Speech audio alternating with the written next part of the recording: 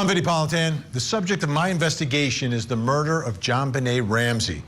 It's a case with a lot of evidence, but one that has never been solved despite all the attention and years of investigation. Here's the story. It's the highest profile unsolved case in the nation. It's been the subject of many theories and investigations, none of which have resulted in a successful arrest. On December 26, 1996, 6-year-old JonBenét Ramsey was found dead in her family's home in Boulder, Colorado. Her parents, John and Patsy Ramsey, had reported her missing early that morning. Patsy Ramsey found a lengthy handwritten ransom note in the house addressed to her husband, John. About 7 hours after police arrived to investigate the kidnapping, JonBenét's body was found hidden behind a latched door in the basement of the home by her father, John. And now there is renewed interest in the case and a call to re-examine the evidence, including DNA, as the search for justice for JonBenét continues. So the case hasn't been solved, but it's not like things haven't happened through the years and there haven't been suspects in this case. There have been. And Court TV legal correspondent Kelly Craft takes a look at some of those suspects. It's one of the biggest stories to rock the true crime world. The 1996 murder of Colorado child beauty queen JonBenét Ramsey. It's a case that still captivates the nation and the world.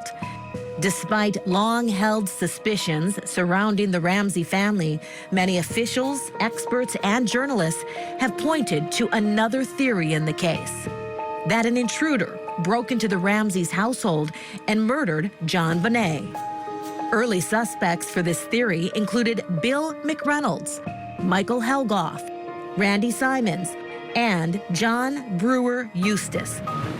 In 2006, 41-year-old teacher John Mark Carr was arrested in Thailand for the crime, but his confession was proved to be false. One man has long stood out as the possible killer, Gary Oliva. Oliva, a known sex offender, sexually assaulted a 7-year-old girl in his home state of Oregon in 1991. Months later, he attempted to strangle his mother with a telephone cord while on probation. He fled before police arrived on the scene. By 1996, Oliva was a homeless fugitive living in Boulder. According to the Ramseys' private investigators, Oliva was known to visit buildings owned by the local church that fed the homeless. Those buildings were just 10 houses down from the Ramseys' home. Detective Lou Smith, who had been hired to investigate the case, describes the moment Gary Oliva first caught his eye in a 2002 episode of CBS 48 Hours Investigates. Many times, criminals do return to the scene, and that was on the anniversary. That puts him right there at the Ramsey house a year later. Oliva was spotted at a candlelight vigil for JonBenét. And just days after the murder, authorities were first alerted to Oliva. Police were told about Oliva by a man named Michael Vale, someone who had known Oliva since high school. According to Vale, Oliva called him the day after JonBenét's murder and confessed to the crime. But at the time, authorities never followed up on the tip. Vale joined Court TV, where he described the 1996 call. It was December 26th, and it was about midnight, and I get that phone call, and it's Gary's voice, and he's like, oh, I just heard, little girl, like it was the most terrifying. I'm getting goosebumps just now telling you guys this, and I knew something serious had happened that night. I knew something serious had happened. I go, wow, he actually killed the girl, and that's when I called that number. Right then and there, I called that phone number. The police never followed up. It wasn't until 4 years after the murder that authorities finally began investigating Gary Oliva. On December 12, 2000, Oliva was arrested for possession of a weapon by a previous offender. It was a stun gun, a weapon investigators speculate may have been used on JonBenét. He also had a photograph of JonBenét and a poem written about her. In 2002, Oliva was wanted for parole violations in Oregon, and he turned himself in to the Boulder police. After turning himself in, Gary Oliva spoke to CBS 48 Hours Investigates correspondent Erin Moriarty. Did you hurt or kill JonBenét Ramsey? No. No, I didn't. Didn't you tell your friend that you were attracted to little girls? I don't think I want to answer that. Okay. You were living in Boulder at the time JonBenét was killed? Yeah. Just down the street? Yeah. What he will admit to is an obsession with JonBenét. I believe that she came to me after she was killed and revealed herself to me. Despite the growing suspicion surrounding Oliva due to his DNA not matching the DNA found at the scene, he was ruled out as a suspect. Then, in 2016, Gary Oliva was sent to prison, this time for possessing child pornography on his phone. At the time, investigators also discovered 335 photographs related to JonBenét. 3 years later, while Oliva was still in prison, he sent that same high school friend a shocking letter. In it, Oliva confessed to killing JonBenét, stating, quote, "I never loved anyone like I did JonBenét, and yet I let her slip, and her head bashed in half, and I watched her die. It was an accident. Please believe me. She was not like the other kids." Not only did this letter serve as a confession, but many handwriting experts pointed out the similarities between Oliva's letter and the ransom note left by JonBenét's killer. In January of 2024, Oliva was released from prison after serving an 8-year sentence. Now on parole until 2027, Oliva walks the streets a free man. But the question remains, will he ever face charges in one of the nation's most infamous unsolved cases, the murder of JonBenét Ramsey? So Gary Oliva is free. He's a free man. He's walking around. And tonight, what you're going to see and what you're going to hear is Gary Oliva. Since then, because that friend of his, Michael Vale, got together with him with a camera and recorded hours of interactions and discussions about JonBenét Ramsey. Take a look at a little bit of that.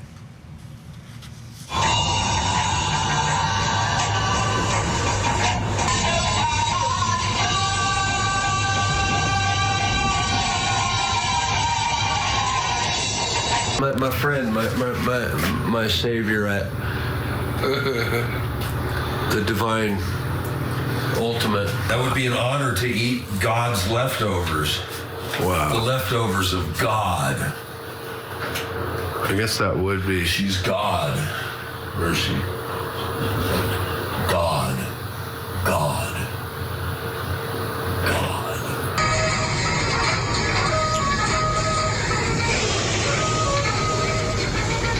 God damn, I love you, JonBenét. Are you still filming? I don't know. Let me see. God damn, that pisses me off. What? Leave it. Don't leave it. Leave it. Just leave it going. It's okay. He wanted everything recorded. All of these conversations. Brings us to the first question in our investigation. And it's about these videos. Why were these videos made? Joining me tonight in studio, the man who made the videos, Michael Vale, who's I guess a childhood friend is the way he would describe it. You knew Gary? I was a classmate of Gary his. Oliva, yes. Okay. Why would you get together with this guy, and why would you make these recordings?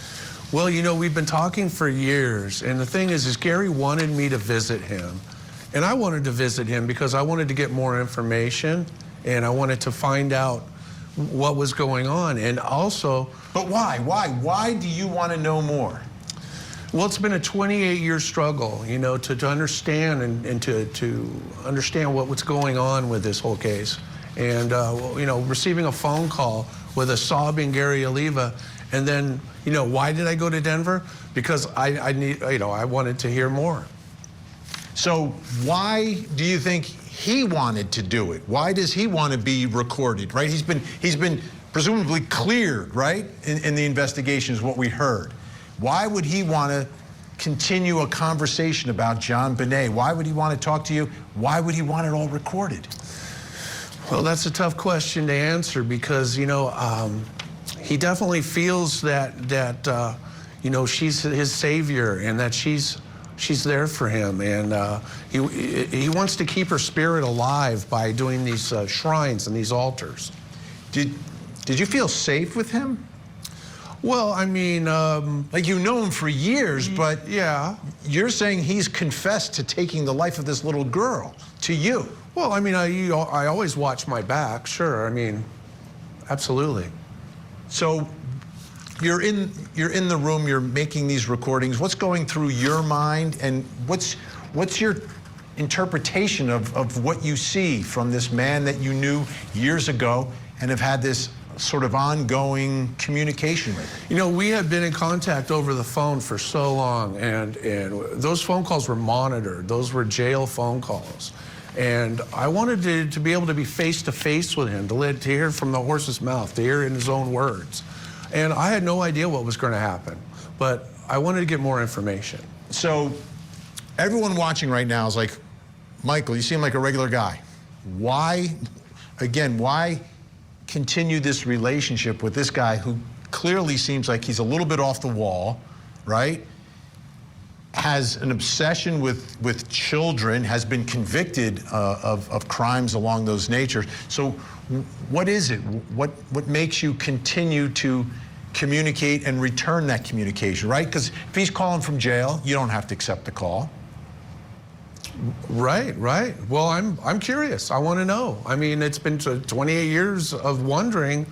I knew, first of all, he knows I know that, you know, he accidentally killed her. And this is difficult to talk about because, you know, he says it's an accident. Right. So he's saying, but he called you you're saying the first night. Before it was in the newspaper. Before it's in the newspaper, yeah. You got that call. The communications continue. He confesses in that letter, and now you've sat down with him in this room and have recorded all this video that we're going to go through. Okay. Michael Vale, thank you. You're going to stay with us. Coming up next, did Gary Oliva confess? They're not really going to cut her head off. Why, or would they? It was just I'm not them. It was just a thing. I'm not them. I don't think it was.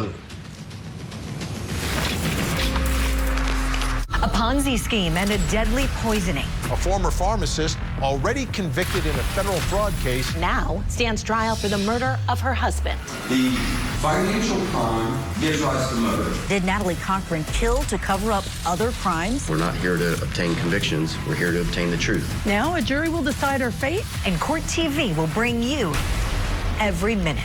The Ponzi scheme murder trial. Live coverage begins next week, only on Court TV. Do you think that she would have had her head cut off, or was that a ruse? In the ransom note, they said... I don't want to think about that. I don't know. I wouldn't. I couldn't do that if you're asking me. I couldn't.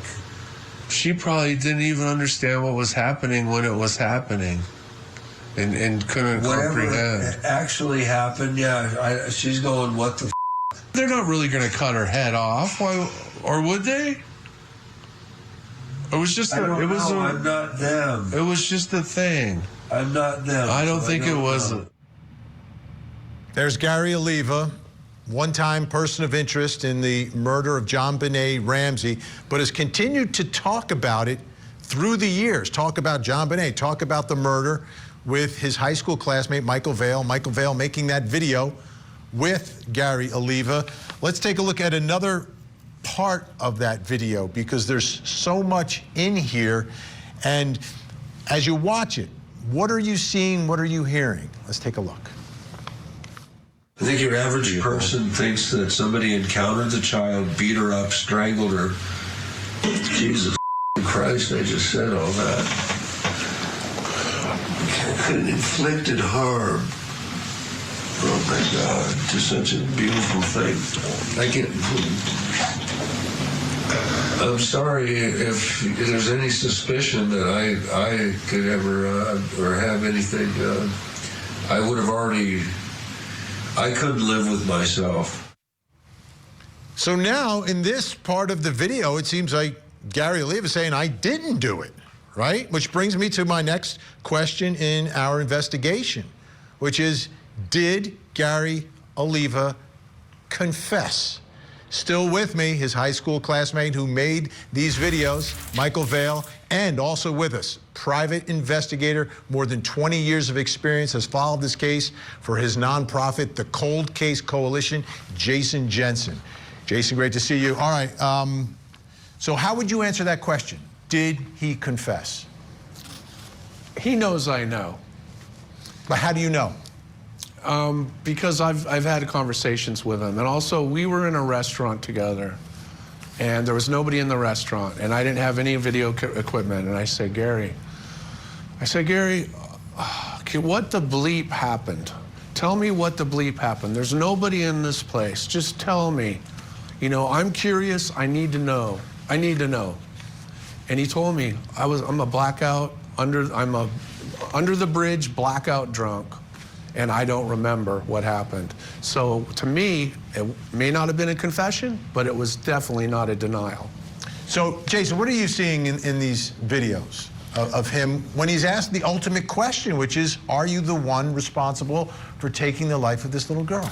Right, when he's finally confronted with the direct questions from Michael, Gary seems to have a reaction to it where he doesn't have a quick out-of-the-can answer. He's delayed, all of a sudden he gets emotional. You can see that he struggles with the question, and he talks about how the public perceives how the crime was committed, where he's talking about the level of violence and sadism that really is described about somebody using a garrote, rather than, as he's expressed to Michael, that it was some type of an accident, meaning that it was unintended. He did not mean to kill her.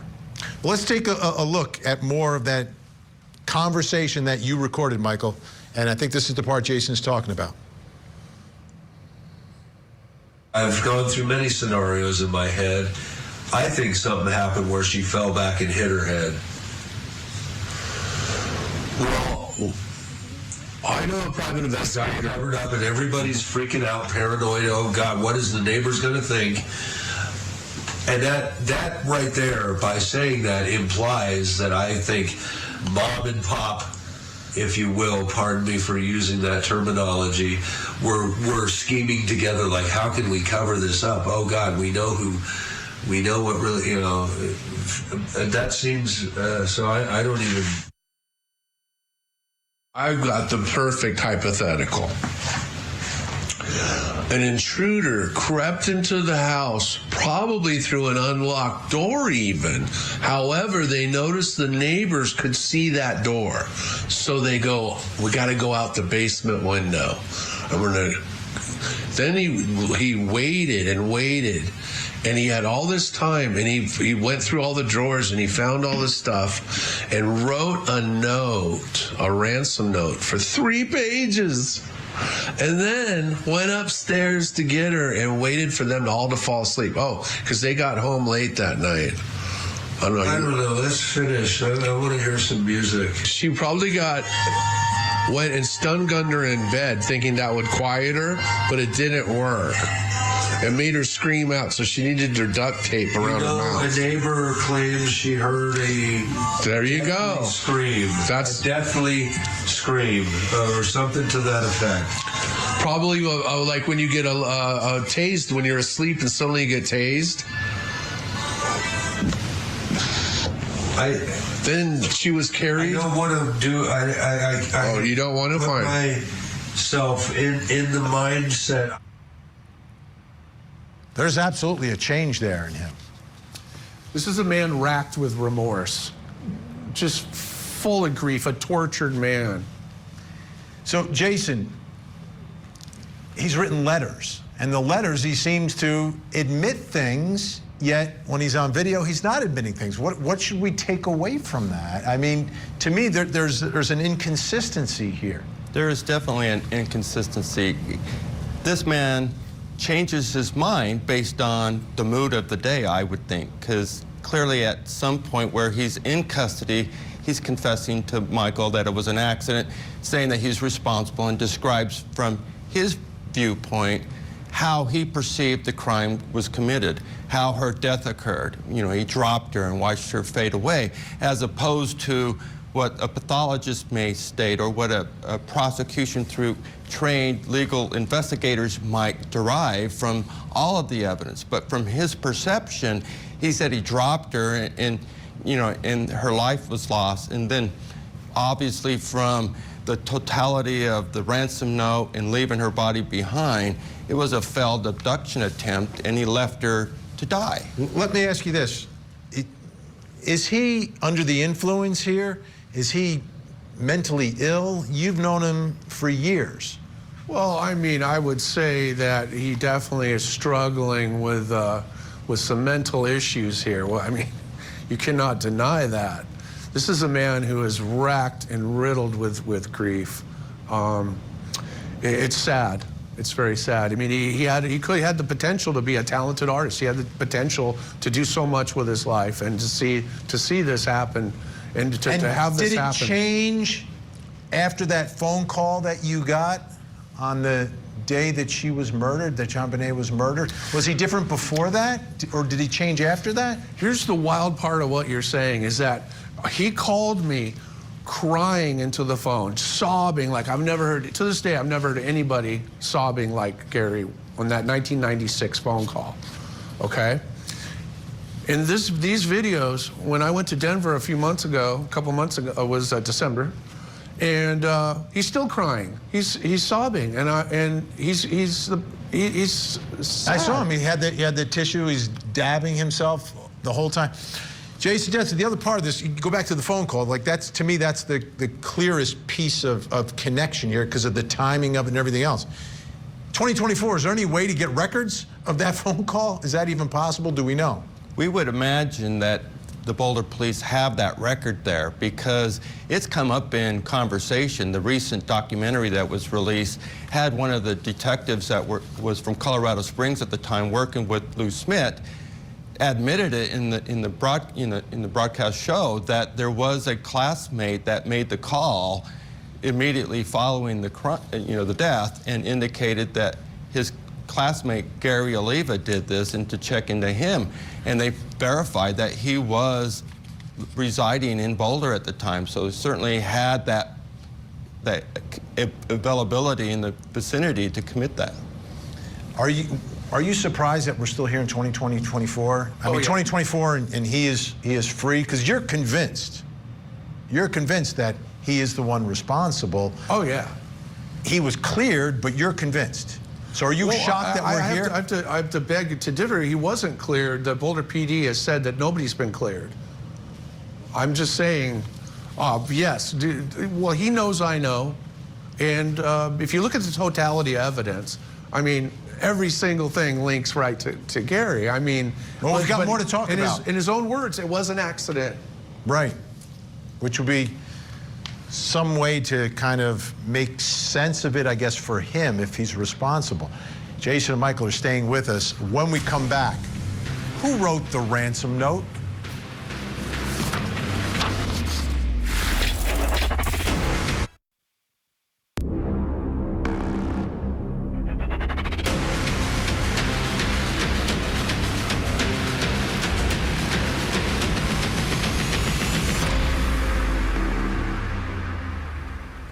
I'm Vinnie Politan. We continue our investigation of the murder of JonBenét Ramsey, a young girl murdered in her own home in Boulder, Colorado.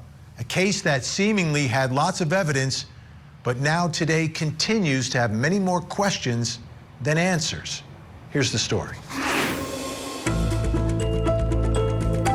On the morning of December 26, 1996, Patsy Ramsey found an odd handwritten note. She started to read it, and quickly she was horrified. It was a ransom note for her 6-year-old daughter, JonBenét. She called out for her husband, John. When they didn't find her in the bedroom, they called 911. What happened over the next 7 hours was more than unusual. The home was not sealed off, and people were walking all over the crime scene in the home. Then, John Ramsey was asked to go through the house again, and that's when he found his daughter dead in the crevices of the basement. Suddenly, this case went from a kidnapping to the highest profile murder case in the country. And now, more than 2 decades later, the case remains unsolved. But one man who's been connected to this case for years, Gary Oliva, was recorded on video by his high school classmate, Michael Vale, talking about the case and talking about JonBenét. Is Gary Oliva being looked at by investigators? And what exactly is his connection to JonBenét? That ransom note. This was a murder, but there was a ransom note. That's what made everything very confusing in the initial investigation and through the years. But somebody put words on paper. Let's take a look at some of it from the ransom note. And it's handwritten. Listen carefully. We are a group of individuals that represent a small foreign faction. A little bizarre. At this time, we have your daughter in our possession. She is safe and unharmed. And if you want her to see 1997, you must follow our instructions to the letter. Speaking to anyone about your situation, such as police, FBI, etc., will result in your daughter being beheaded. If we catch you talking to a stray dog, she dies. You stand a 99% chance of killing your daughter if you try to outsmart us. Don't try to grow a brain, John. Victory. SBTC. And obviously, from the beginning, this has been a crucial key piece of evidence, which brings us to our next question in our investigation. Who wrote the ransom note? You get that answer, you get a lot more answers. But that question has not been answered yet. With me in studio, Michael Vale, who has known Gary Oliva for years and sat down in a room and recorded an interview with him, and private investigator with more than 20 years experience, followed this case for his nonprofit, the Cold Case Coalition, Jason Jensen. This ransom note is so bizarre. Just the words that are chosen here, Jason, what does it tell you about whoever wrote it? Just the phraseology of it, and this we, victory, SBTC, referring to John by his first name, John Ramsey.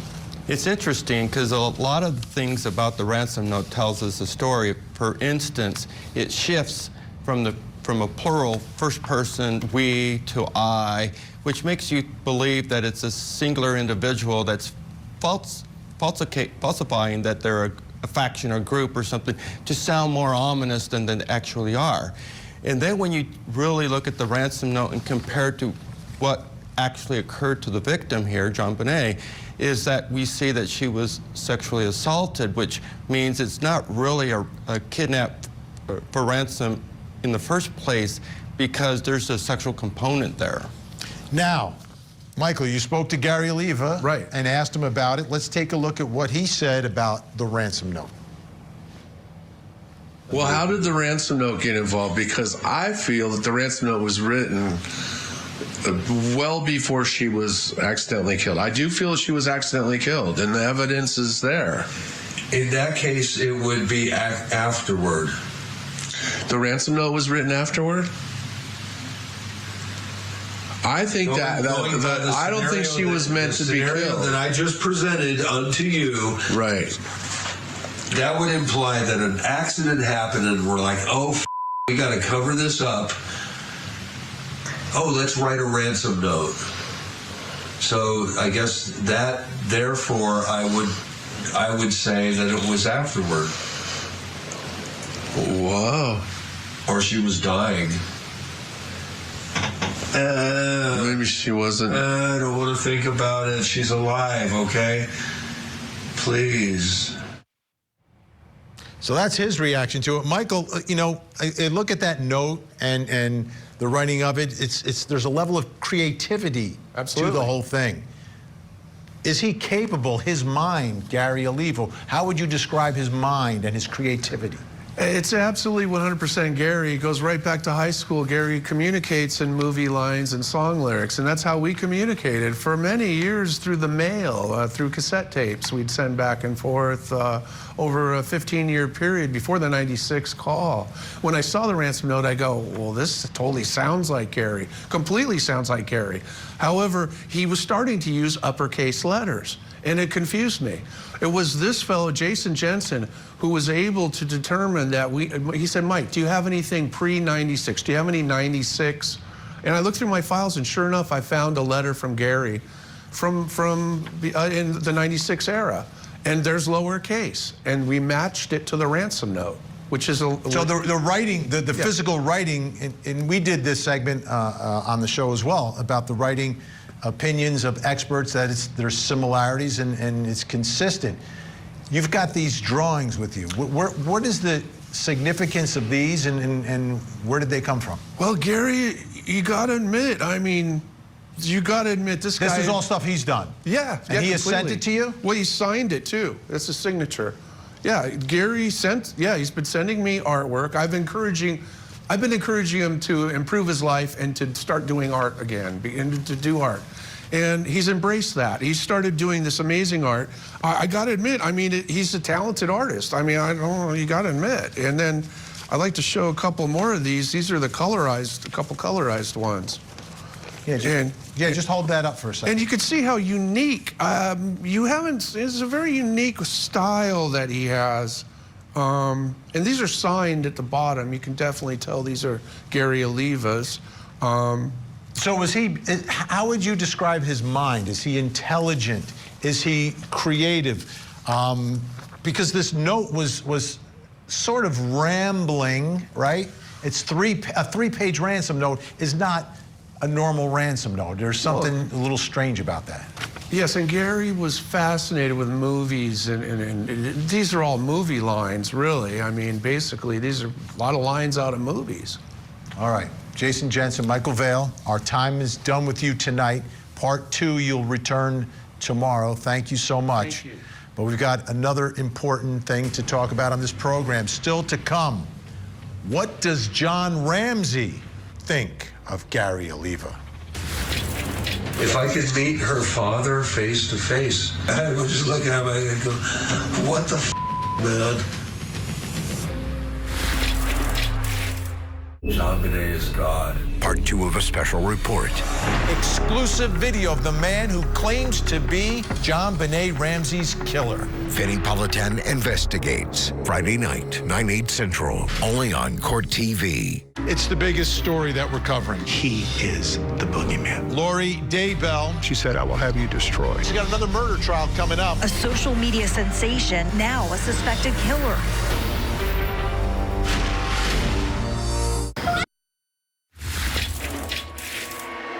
This horrible crime happened in December of 1996, and our officers responded to investigate. While I was not at Boulder Police 28 years ago, I have worked in policing for more than 20 years, and I want to assure you that our agency is committed to doing everything we can to bring justice to JonBenét and hold her killer responsible. So much of how law enforcement works has changed in the last 30 years. There are a number of things that people have pointed to throughout the years that could have been done better, and we acknowledge that is true. However, it is important to emphasize that while we cannot go back to that horrible day in 1996, our goal is to find JonBenét Ramsey's killer. Our commitment to that has never wavered.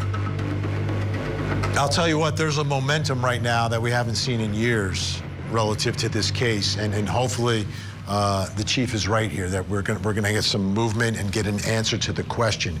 Now, on this program, we've been taking a look at this video that Michael Vale recorded of his classmate from years ago, Gary Oliva. Gary Oliva saying a lot of things, has sent letters through the years, etc., was on the radar relatively early on, and that brings us to one of the most important questions of our investigation, and it is, What does John Ramsey think of Gary Oliva? And joining us to answer that question is JonBenét Ramsey's father, John Ramsey. John, thank you so much for joining us. Really appreciate it. I know this is never easy. It's always difficult, but you're always willing to speak, and we appreciate that. How about that? What do you think of Gary Oliva when I say that name?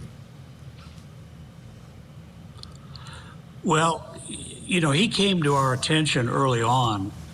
We were getting, we hired a private investigator fairly early on when we realized the police weren't really doing their job, in our opinion. And we were getting a lot of calls basically saying, hey, I tried to call the police, I have information, they won't call me back. And Oliva came to our attention. The district attorney called our private investigator and said, this is a pretty interesting lead. Could you please follow up on it? I don't think the police will follow up on it. And so that's how we got introduced to Gary Oliva. And frankly, the circumstantial information that was given to me at the time was pretty compelling, that this person ought to be looked at pretty hard. In fact, I made the comment to our investigator. I said, this is the guy. They said, slow down, don't do a Boulder police on us. We don't know that yet. And that's true. It was easy to jump to a conclusion based on circumstantial information. And that's really about all I know about Gary Oliva. I assume he was DNA tested against the DNA sample, unidentified male DNA sample we have. Don't know that for a fact, but I assume that has been done. But I don't know. There's been probably half a dozen, maybe 4, 5, 6 people like him that have come to our attention that are very compelling potential suspects. Let me ask you a follow-up question, John. Jump to conclusion. Absolutely, yeah. Absolutely. That's the last thing you would ever do, because that's how we ended up where we are now. Yeah. Did you ever, as a family, go to a restaurant on Broadway Street called La Iguana?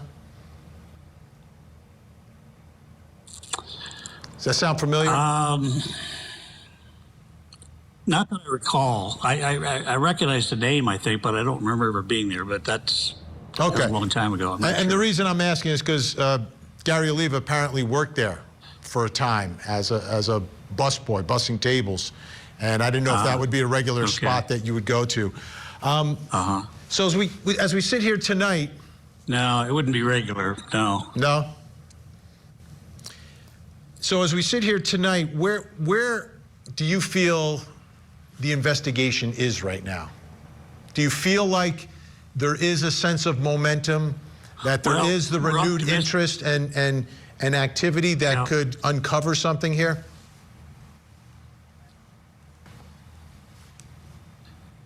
Yeah, no, there's definitely, we have more hope than we've had in a long time. 2 things have happened. One, a new police chief has been brought in from the outside, which is important. I've met with him a couple times, decent guy, very good communicator. And they purged several detectives. Citizen Review Board recommended termination, which included the detective that had our case for 25 years, and he was a roadblock, quite frankly, to any progress. So those 2 things were significant, the house cleaning and then the new leadership. And we're optimistic that that they will do the things that can be done now with the latest technology. That's what we're advocating. So from your perspective right now, the key is going to be, you believe, technology, or are you still hopeful that someone comes forward with some information or someone makes an admission? Yeah, I believe that the case will be solved with DNA technology. You know, Lou Smith, the legendary detective that was brought in to work on this case by the DA early on, out of retirement, told me, he said, this case will be solved by DNA, period. And that's really what I believe as well. What's your understanding of the sourcing of the DNA? Because DNA comes from different places, right? It can be blood, bodily fluids. It can be, just touching, right. Touch DNA. What is your understanding of the source of the DNA that has been tested or needs to be tested? Well, there was unidentified male DNA recovered within weeks of JonBenét's murder, and that was given in a report to the police by the DNA lab. It was, I'm told, not a great sample, but it was good enough to put in the federal CODIS database. It was additional testing was done in 2008, approximately, using touch DNA, I think it's called, which is much more advanced than it was in 1997, and additional samples were recovered, which were consistent with the sample recovered in 1997. What we want to happen is for testing to be done by a cutting-edge lab where the latest technology is available and put in a format that is compatible with doing the public genealogy research that's been so successful. The format that's in the CODIS database, the federal database, is not the format that can be used for the genealogy research effort. So it has to be retested, is my understanding. And that's what we would like done. We think there may be some other items that were taken from the crime scene by the police that were not tested. We don't know that for a fact, but that's the last we knew, that they had not been tested. We'd like those to be tested, as well as the items that were previously sampled early on, and to put into a format that can be used for genealogy research. And we have about a minute left. John, have you had those conversations with any of the detectives, the chief, the cold case unit? Well, I offered to meet with the cold case unit, and they didn't invite me. But no, not directly. I've communicated via email. We have a meeting scheduled with the chief of police, and hopefully the DA will be present later in January. And we're going to really hit that hard. Well, John Ramsey, thank you again so much for joining us. Just asking. Everyone who's watching right now is praying for that answer as well. I know we've got a little bit of a delay going on right now. So, John Ramsey, thank you so much. I really do appreciate it. And hopefully next time I speak to you, you've spoken with investigators out in Colorado. You know what, folks? The bottom line is this case should be solved. It was far from the perfect murder, but was even further from the perfect investigation. It was a botched scene. There was tunnel vision and a lack of new approaches that has really hindered this case from the outset.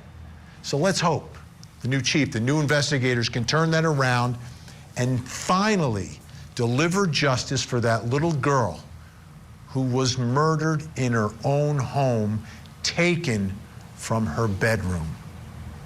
I'm Vinnie Politan. We'll keep digging for the answers as the investigation continues.